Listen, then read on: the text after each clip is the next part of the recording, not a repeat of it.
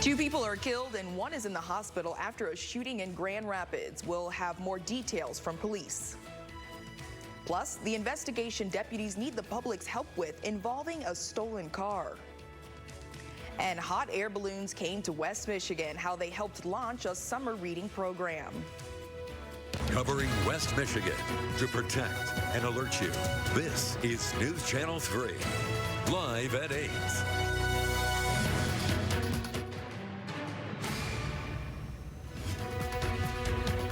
Breaking overnight, gunfire erupted in Grand Rapids, killing 2 men and hospitalizing another man. Police say it happened just before 1 this morning near the intersection of Cesar E. Chavez Avenue and Cherry Street. Officers found 2 male victims on the scene. One was already dead. The second victim was taken to the hospital where he later died. Officers were notified about a third man that had also arrived at the hospital. His condition is unknown at this time. Anyone with any information about this shooting is asked to contact police. And we're going to take it straight over to our meteorologist, Colin Rogers, who says that in the next coming days, it'll be pretty muggy and sticky. Yeah, it's going to be more of a summer-like feel as we move into our Monday and Tuesday. In the meantime, today, some drier air in place and temperatures will be more comfortable in the middle 70s later on this afternoon. But we are dealing with the cloudy skies this morning. Here's a live look over South Beach and South Haven. We're dealing with cloudy skies at the moment, but later on this afternoon, we'll see a better chance at seeing some more sunshine. Right now, temperatures are in the upper 50s, lower 60s. South Haven and Holland both at 58. GR right at 60. Kalamazoo coming in at 61 degrees. Lots of clouds around this morning. You may notice a few patchy areas of some fog or otherwise some mist. That'll move off to the east as an area of low pressure continues to move away from our area. And as it does so, we'll see decreasing clouds, partly cloudy conditions this afternoon with temperatures in the middle 70s. We'll notice winds coming out of the north and the west, pulling in some of this drier air. So we're comfortable today, but there is a big warm up on the way for our Monday and our Tuesday. We'll also notice those dew points on the rise as well. I'll have all the details for you coming up in just a few. 1 person is dead following a crash on US 131 near Grand Rapids. Michigan State Police say it happened Friday night just before midnight. Troopers say a semi-tractor trailer was driving on 131 south of 10 Mile Road when it went off the highway into a heavily wooded area. Troopers say the driver was pronounced dead at the scene. He was a 51-year-old man from Mesick in Wexford County. The cause of death is still unknown, and troopers say they don't think alcohol was involved. The crash remains under investigation. Kalamazoo Public Safety is asking for the public's help in a shooting investigation.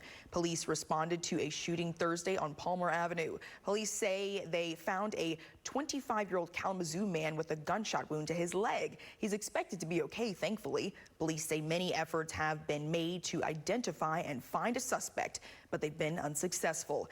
KDPS asked anyone with information about this incident to call them or Silent Observer. In Muskegon, 1 person is in the hospital after a house fire. The Muskegon Fire Department says it happened Friday around 3 p.m. at a house on West Forest Avenue. Firefighters found flames and heavy smoke coming from several windows.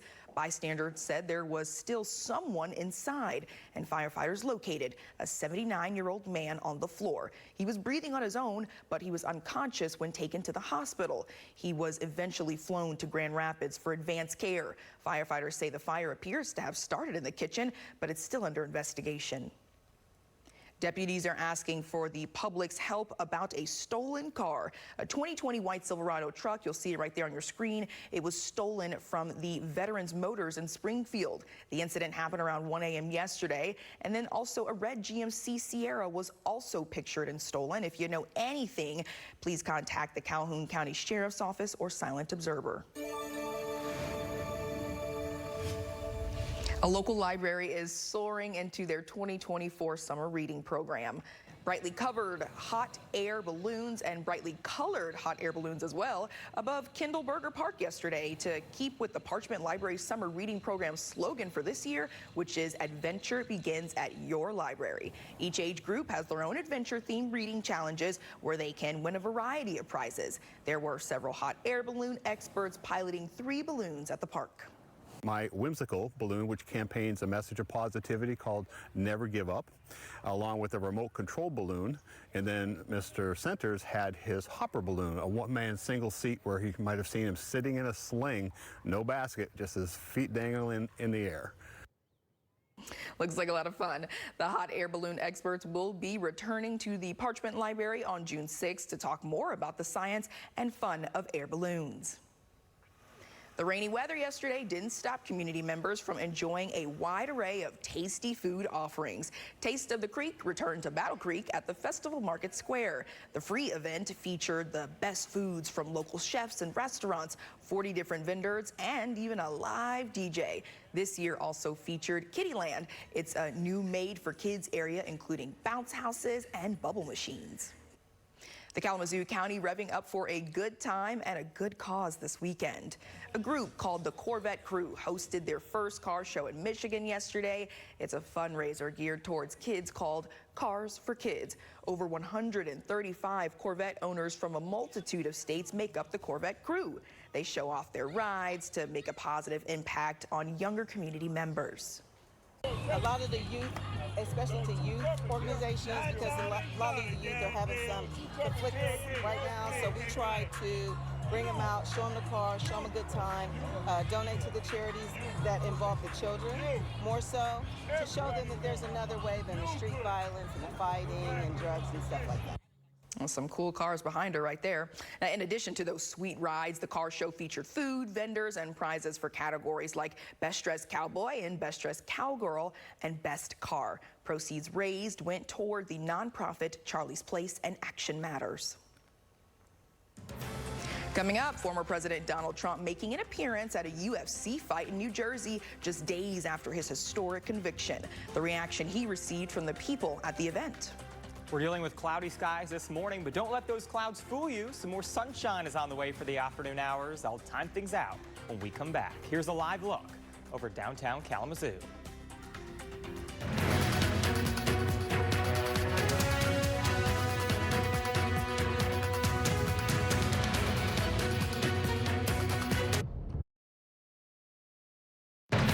Thank you for turning to News Channel 3 at 8.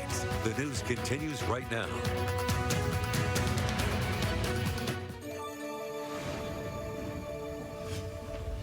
Former President Donald Trump went to the Octagon in New Jersey last night and was met with a warm welcome. This was his first public appearance since a jury found him guilty on criminal charges. One of the fighters even took a selfie with the former first president. Now Trump vows to fight the historic conviction and continues to try to undermine the integrity of the process with baseless claims. President Biden criticized him on Friday for that. It's reckless, it's dangerous, it's irresponsible for anyone to say this was rigged just because they don't like the verdict. They're in total conjunction with the White House and the DOJ, just so you understand. The verdict shows deep division in Congress and among voters, some celebrating, others protesting with upside-down flags. Some voters say their views are already set. Very happy that they got convicted. I'm still voting for Donald Trump. I think this whole thing has been a mockery. President Biden and former President Trump are scheduled to face off on a debate stage June 27th. In the money race, former President Trump's campaign says it raised more than $50 million in the 24 hours after the guilty verdict was handed down. A popular store is cutting prices, and inflation has many people rolling with their current ride. Christine Lazar explains this in our Eye on Consumer Report.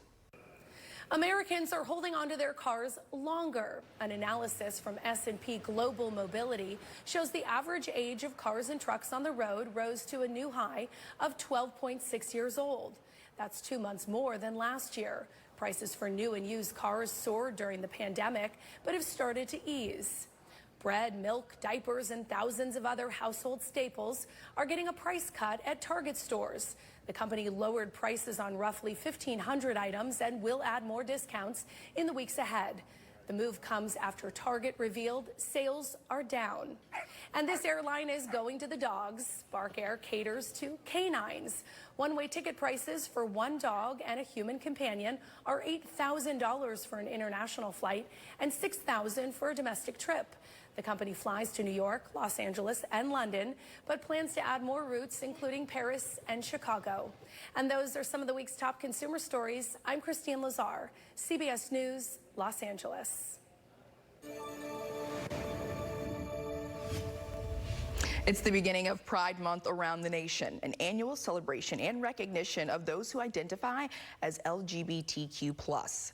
Yesterday marked the first day it takes place in June as a way to pay tribute to the Stonewall Uprising. During the early hours of June 28, 1969, police raided the Stonewall Inn, a gay bar in New York City. The riots lasted several days and became a catalyst for gay rights movement. Kalamazoo Pride will take place next Friday and Saturday at Arcadia Creek Festival Place. There will be drag performances, music, food, and vendors too. Checking in on the forecast with our meteorologist, Colin Rogers. Yeah, good morning, Princess Shawnee. We're dealing with some cloudy skies this morning, but this afternoon we'll see some more sunshine shining through the breaks in the clouds. But right now, here's a live look at our red panda cam over at the Binder Park Zoo there in Battle Creek. And you may be able to find one of our red pandas there in the distance, either Justin or Garnett. You can kind of see one of them in the distance there. We'll see if they move any closer to the camera. But we will notice cloudy skies this morning and then some more sunshine later on this afternoon. Partly cloudy skies expected throughout the afternoon hours. Right now, temperatures are in the 50s and 60s. Battle Creek, 62. Kalamazoo, 61 GR. Sitting right at 60 degrees. Cloudy skies right now. Maybe still a few areas of some patchy fog, some mist out there. But as this area of low pressure continues to push off to the east, notice all this rain pushing out of Michigan now. That's what brought us the rain yesterday afternoon, yesterday evening. As that continues to push away, we'll see the clouds kind of start breaking up throughout the afternoon hours. Partly cloudy skies expected later today with temperatures very comfortable, very seasonable in the middle 70s. Tonight we'll notice partly cloudy conditions. Temperatures drop down into the mid to upper 50s. And then for our Monday, much of the day will be dry. We'll see intervals of sun and clouds. There's those warmer temperatures. Low to mid 80s expected on Monday afternoon. But notice what happens Monday evening. A few isolated showers and thunderstorms developing, especially west and northwest of Grand Rapids for our Monday evening. But most of us will stay dry on Monday evening. There's a better chance for some more showers and thunderstorms on Tuesday. Right now, let's take a live look outside. We are dealing with quite a bit of cloud cover over downtown Kalamazoo, and that's how it looks all across West Michigan. These clouds will start to break up a bit more this afternoon, though, and we'll see some more sunshine later today. But I will say today's comfortable with dew points in the 50s, maybe the low 60s, but notice those dew points rise Monday, Tuesday, and Wednesday. It'll make it feel much more sticky, much more muggy as you step out the door, and that will give us the chance for some more scattered showers and some thunderstorms throughout the day on Tuesday. A cold front will slide through on Wednesday. That'll bring a line of rain and thunderstorms. Now, it looks like this front will move through during the morning hours as of now, which would mean our severe threat is very low for Wednesday. But if the front is slow to make it to our area and it comes through during the afternoon or the evening hours, that would bring a better chance for some more stronger storms moving through. But right now, the chance for severe weather is pretty low on Wednesday. We'll see a lot of clouds and some cooler temperatures along with some spotty showers as we wrap up our work week. Your Saley Auto Group 7-day forecast showing decreasing clouds today. Cloudy this morning, partly cloudy this afternoon. Temperatures in the middle 70s later today. Tomorrow, much warmer. Highs back up in the middle 80s. It'll be muggy. It'll be humid as well. We'll see partly cloudy skies. We'll see some scattered showers and thunderstorms for our Tuesday. A better shot at seeing some more storms on Wednesday. And then we're cooler, cloudy, and we have that chance for some spotty showers as we wrap up the work week. That's right. And, you know, for those of you who were watching yesterday, you know, Colin wasn't here. So I thought it'd be fun to do our weekend trivia, this time me against you. Now, Colin just showed us, you know, the cute little red panda. Yeah, I know. I caught you off guard. So throwing it back to Binder Park Zoo. Now, we saw that red panda. So originally, scientists say that the panda belongs to the bear family. But do you know before DNA what animal they thought the red panda was a part of? Ooh. I'm going to get him. I want to say fox, maybe? And okay, so it's actually the raccoon family. Now, according to Google, back in 1825, scientists thought that these red pandas were a part of the raccoon family because of their skulls, teeth, and their ringed tails. Interesting. Okay. Yeah. So a little switcheroo this weekend, you know? True. You caught me off guard. Always learn something new with us, all right? But don't move anywhere, because coming up in sports, the Broncos are looking to keep their magical and memorable run going in Lexington. That's coming right back with Nate Brown.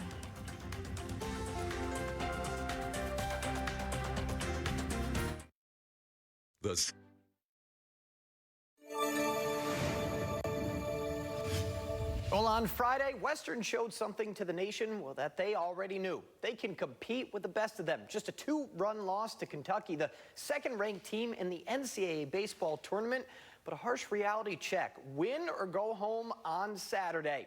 Western, the home team, as they look to claim a win over Indiana State and keep their season alive. First inning, trouble for Nolan Volchek. Mike Sears sends this one into the alley and left. A pair of Sycamores come around to score part of a 4-run first for Indiana State. Second inning now. More issues for the Broncos. Randall Diaz gets a hold of this one, and it's far past the alley in left center as it clears the wall. Solo shot makes it 5-0. Now 6-0 in the third, and signs of life from Western's offense. Jackson Kitchen going oppo as he hits that same gap in left center as Grady Mee races around to score for Western's first run. After plating one in the fourth, Dylan Nevar finds the same alley. CJ Richmond comes on home, makes it 6-3. Next time through, Nevar getting it done again. A solo shot to right. It's now a 6-4 game, but Western quiet from there. Richmond hits one to guess where? Left center, but he's caught up on the base paths and thrown out at first to end the game. Western season coming to a close with a 6-4 loss in the Lexington Regional. District 8 semifinals in Kalamazoo. Portage Central going at it with Matawan on the diamond. PC down 3-0, but Danny Calhoun making sure to stop the bleeding here as he gets the pickoff to get out of yet another inning. On the flip side, Brendan Garza throwing plenty of zeros by throwing plenty of strikes as he gets the punch out here.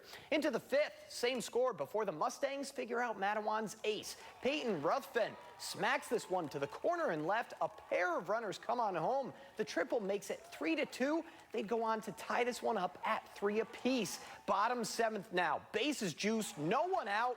And Alex Kiesling walks it off. A shot to the fence in left center. And Portage Central, they're moving on with a 4-3 win.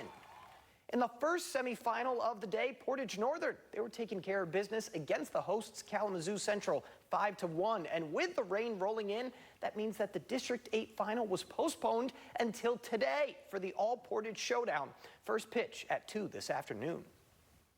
Well, Maroon Giants fans rejoice because your boys track team has a state championship to its name. Kalamazoo Central, they claim the D1 state title, Division I state title that it is, edging out Clinton Township Saturday by just 2 points. Jeremy Dixon, seen here, he helped lead the charge, claiming this first place finish in the 100-meter dash and second in the 200.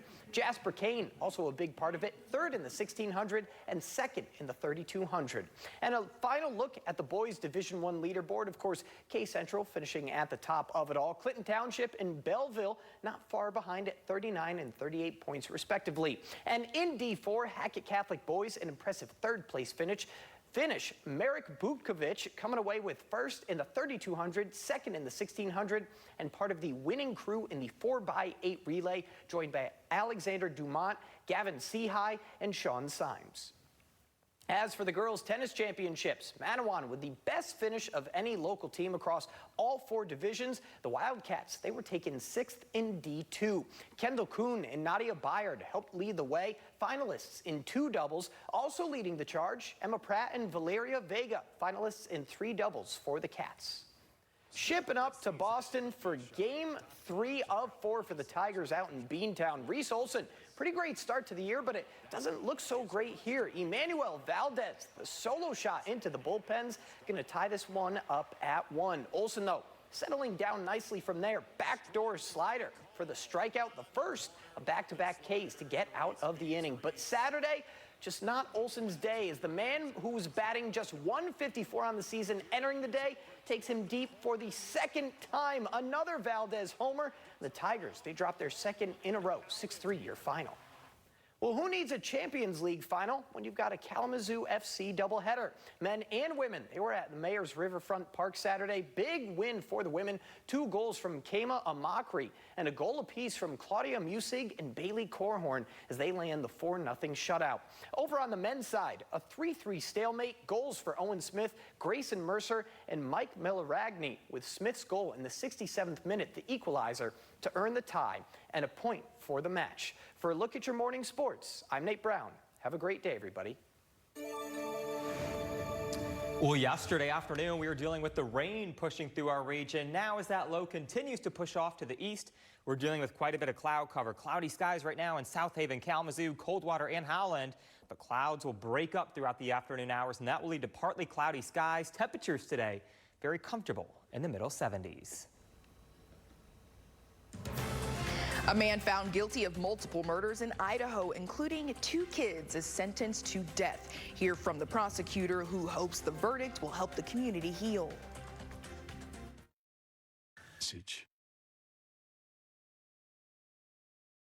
Covering West Michigan to protect and alert you.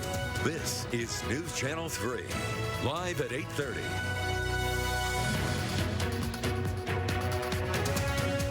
Good morning. You're watching News Channel 3. I'm Princess Janae Steverson. We're watching West Michigan this morning, and here's a look at the top developing stories. Gunfire erupted in Grand Rapids overnight, killing 2 men and hospitalizing another man. Police say it happened just before 1 this morning near the intersection of Cesar E. Chavez Avenue and Cherry Street. Officers found 2 male victims on the scene. 1 was already dead. The second victim was taken to a hospital where he later died. Officers were notified about a 3rd man that had also arrived at a hospital. His condition is unknown at this time. Anyone with any information about this shooting is asked to contact police. And now we're going to take it straight over to our meteorologist, Colin Rogers. It's going to be muggy and wet in the coming days, but not just yet. Yeah, exactly. We're dealing with clouds this morning. We'll see some more sunshine later on this afternoon. And then comes the muggy conditions as we progress into the work week. Right now, here's a live look at Coldwater. We're dealing with cloudy skies at the moment. Temperatures are in the 60s this morning for most, if not the upper 50s. Coldwater and Marshall, Battle Creek, all at 62. Kalamazoo, 61. GR sitting right at 60 degrees. We're dealing with quite a bit of cloud cover right now on satellite and radar. You may find a few areas of some patchy fog as well, but we'll notice these clouds will move off to the east and we'll see partly cloudy conditions by the time we reach the afternoon hours. Temperatures very comfortable later today, climbing up into the middle 70s. We have these northwesterly winds. That's pulling in some of this drier air. So the dew points will remain pretty low today, but things really start to change on Monday and Tuesday. Will be more humid, and there's a big warm-up on the way as well. I'll show you how high those temperatures rise. That's all coming up in just a few. The tornadoes that tore through our region last month left behind a lot of damage. You might be thinking about the physical cleanup process, but what about the impact it's having on your mental health? We are joined now with Helen Osteen, a Red Cross disaster mental health volunteer. Helen, thank you for waking up and joining us this morning. I've got a few questions for you. The first just being, with all of these tornadoes and storms that are happening all over our country, there have been a number of deaths and damage. How often are you hearing from people who need mental health help? We are receiving calls from people in the community. We respond to those calls. We're also providing support to people who are in our Red Cross shelter. So we're pretty busy getting those calls and responding to them. There's a big need for emotional support in the community. And that's definitely understandable. I myself was out in Portage, one of our areas that was severely damaged, and I just saw the tears flowing down people's faces after their homes were destroyed. My next question, Exactly. Do you guys only provide services for weather-related disasters? Oh, no, we provide services for all sorts of natural disasters, earthquakes, floods, and also man-made disasters. Okay, great. And also, just if anyone's watching and they say, hey, this is something that I need, what could someone expect if they reached out to you for mental health help? Do they have to do it in person? Is it a virtual thing? No, they can call in for services, and we respond on the phone. We've learned to do that quite well since the pandemic, so that's readily available. We can also meet with people individually as if that's their preference. So we can meet the individual's needs. If they are in need of some assistance, please call and we will find a way to respond. All right, and if you don't mind my asking, what are you specifically noticing about the requests that you've gotten lately? Are the numbers seeming to be increasing? Are they decreasing? Although this happened a month ago, we know it's going to take people months to recover. I think It's been pretty steady. When we engage with people as part of helping them with their general recovery, they often will bring up issues that then we can respond to from an emotional support perspective. So as people talk with us about their general needs, they continue to have issues that they need to process through from an emotional perspective. Well, we thank you again, Ms. Helen, for joining us early this morning. We know there are people watching who this definitely resonates with. So thank you again. And we know that you have a number for people to call if they need help. We're going to put that number right on the bottom of the screen right now. This is the Disaster Distress Helpline, and you'll see that it's 1-800-985-5990. Thank you again, Ms. Helen. Thank you. An Idaho jury came to a decision sentencing Chad Daybell to death. Yesterday's sentence comes 2 days after jurors found the Doomsday author guilty of multiple murders, including that of his first wife, as well as the deaths of his new wife, Lori Vallow's youngest daughters. They were only 7 and 16 years old. And in rendering this verdict, we hope the victims and survivors of Chad Daybell know that the community as a whole does not tolerate the loss of 3 precious and irreplaceable human beings. We are hopeful that those who have been involved and affected by this case and the actions of the defendant and his co-conspirators can now begin to heal. The 2 months of testimony shine a spotlight on the couple's fringe religious beliefs and casted the murders as part of an insurance fraud scheme. The defense, however, claims there wasn't enough evidence to convict. Police are investigating a mass shooting in southern Arizona that killed 2 people, including a police officer. That happened early Saturday morning at a home outside of Phoenix. Officers were responding to a disturbance at a home.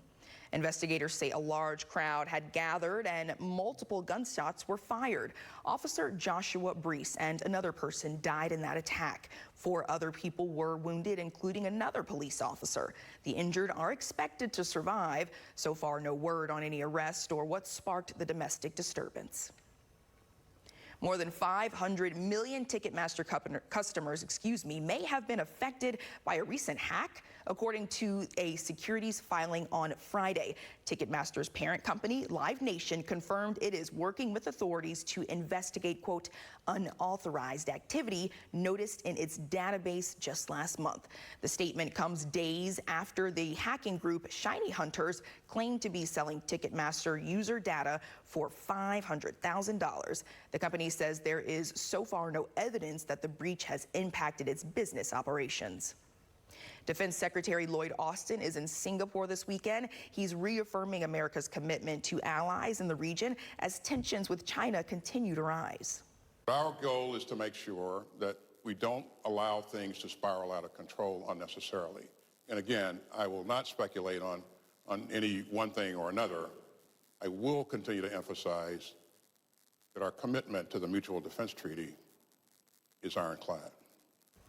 The secretary is seeking to alleviate concerns that the wars in Ukraine and in Gaza are pulling the U.S. away from its security commitments in the Indo-Pacific.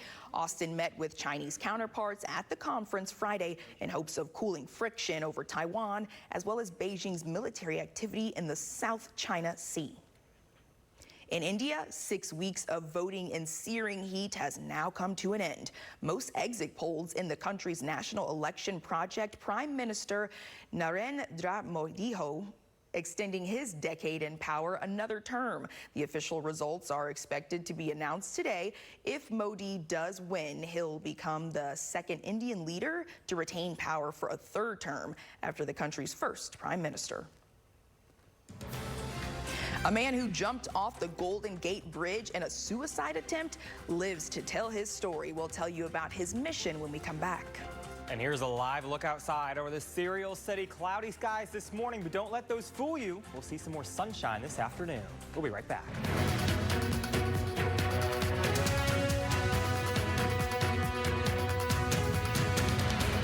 News Channel.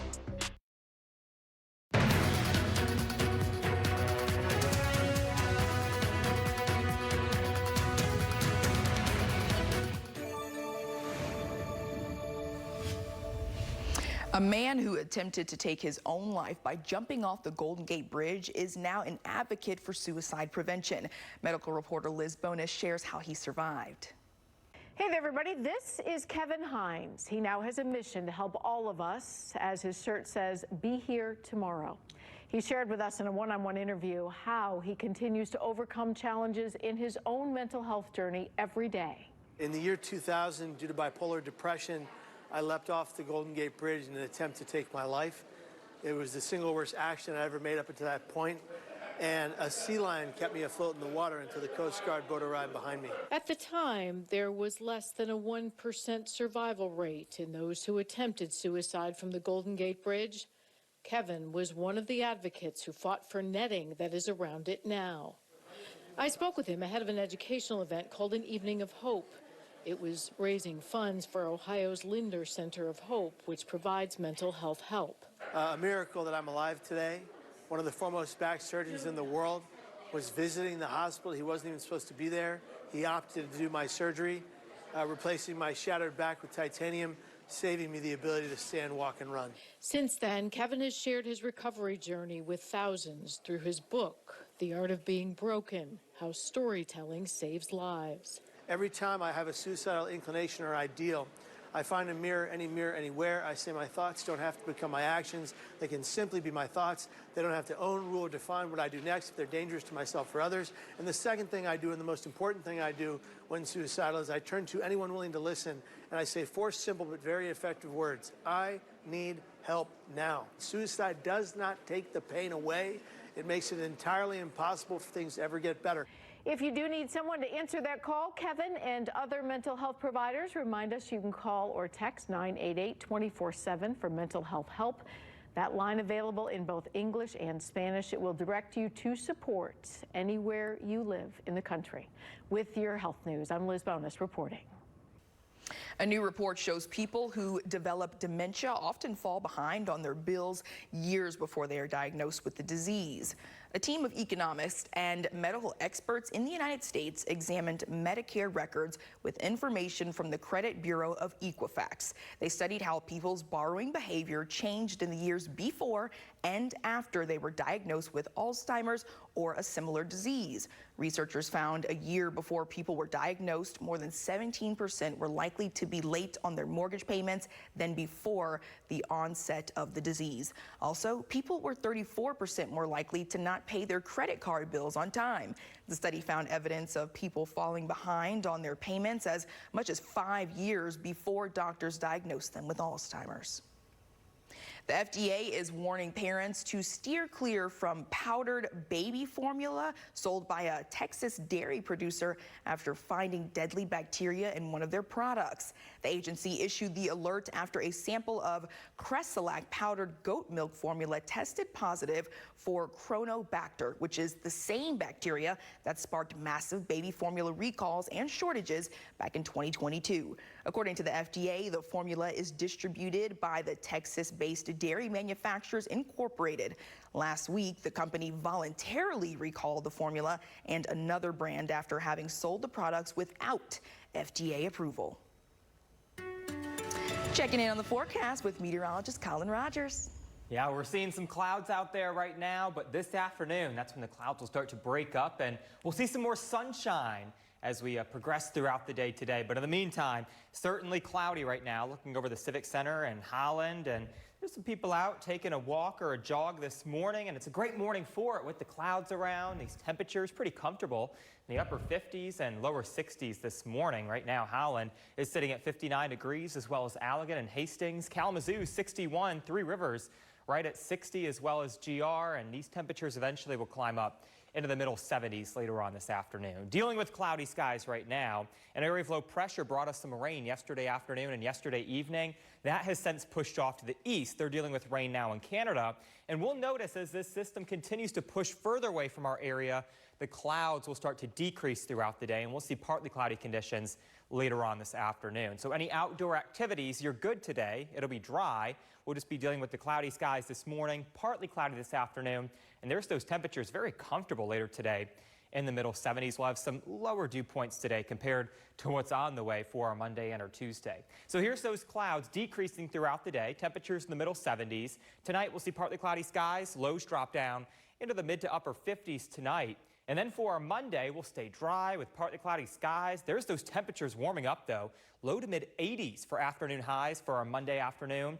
But notice Monday evening, we'll see some showers and thunderstorms, some isolated pop-up showers and thunderstorms developing, mainly west and northwest of Grand Rapids. That coming around dinner time and after on our Monday evening. So if you're looking at getting some yard work done, today will be a great day to do so. Cloudy this morning, partly cloudy this afternoon. We're dry.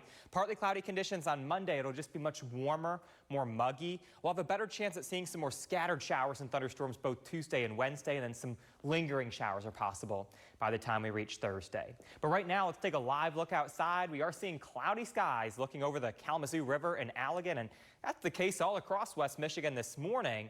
But those clouds will decrease. Better chance at seeing some sunshine later on this afternoon. We'll stay relatively dry, and the air will be dry, I should say, today. But notice those dew points rise Monday, Tuesday, Wednesday. That's when it'll be more muggy. It'll feel pretty sticky as you're stepping out the door.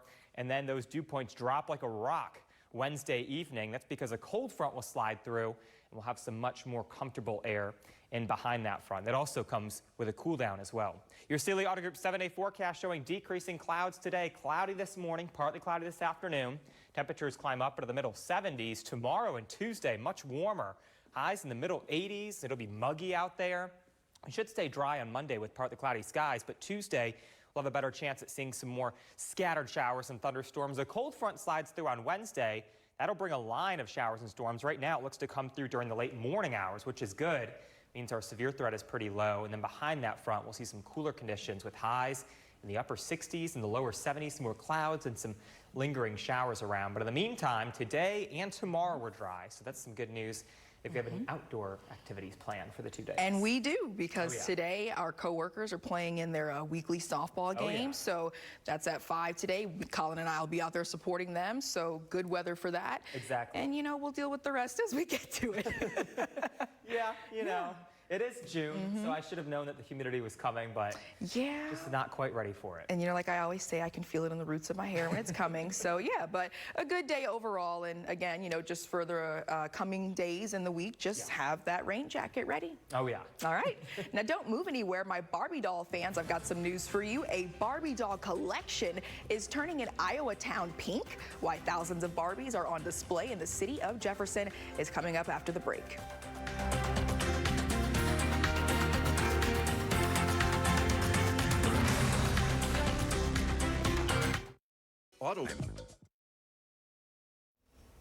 Travelers in Texas spotted a pair of tornadoes outside an airport. Yeah, and the whole thing was caught on camera before they ran for cover. Jamie Roth has today's. Take a look at this.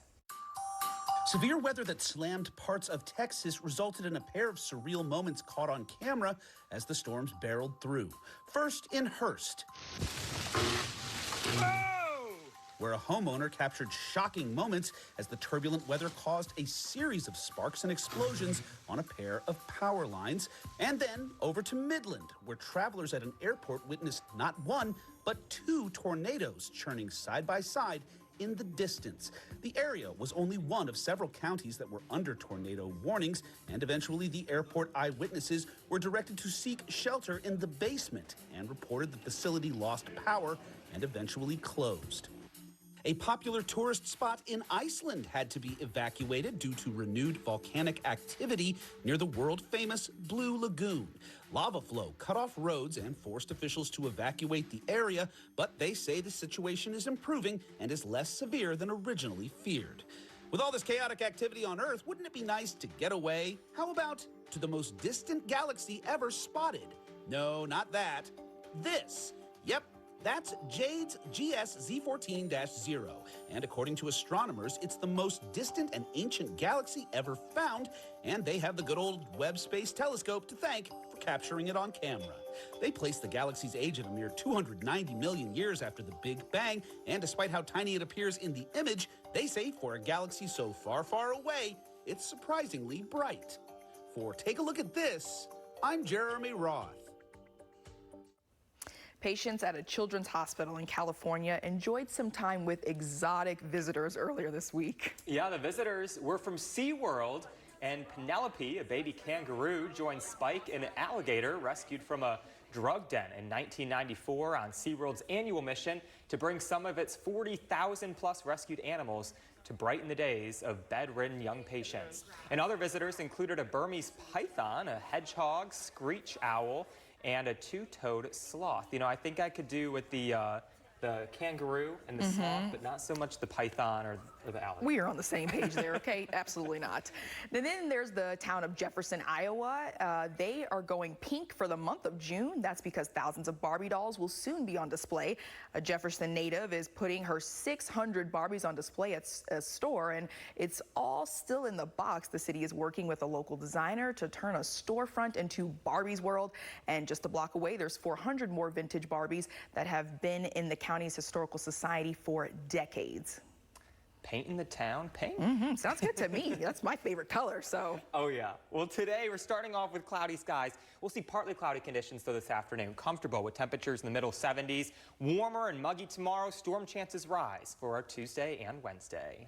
Well, that does it for us here on News Channel 3. Thank you for joining Colin and I. You guys have a great Sunday.